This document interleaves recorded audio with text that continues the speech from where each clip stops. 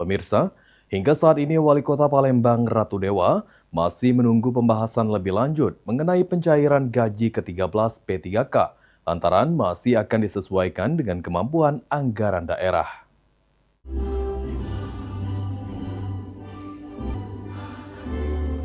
Pencairan gaji ke-13 bagi pegawai pemerintah dengan perjanjian kerja atau P3K di lingkungan pemerintah Kota Palembang belum menemukan titik terang. Pasalnya, menurut Wali Kota Palembang Ratu Dewa, hingga saat ini dirinya masih meminta pihak terkait untuk melakukan pembahasan lebih lanjut.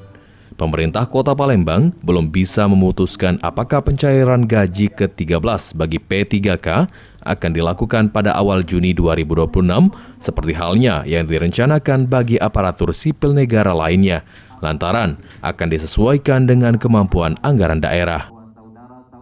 Saya sudah minta Pak Sekda kemarin, Pak Sekda untuk dibahas apakah khususnya P3K, apakah harus berpendapat atau anggaran, tergantung nanti ketersediaan anggaran yang kita punya. Lalu itu yang khusus untuk gaji ke-13.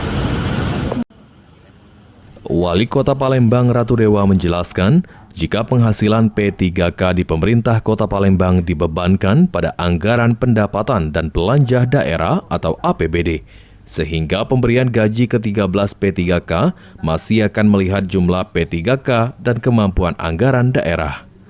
Sandi Pratama, PAL TV.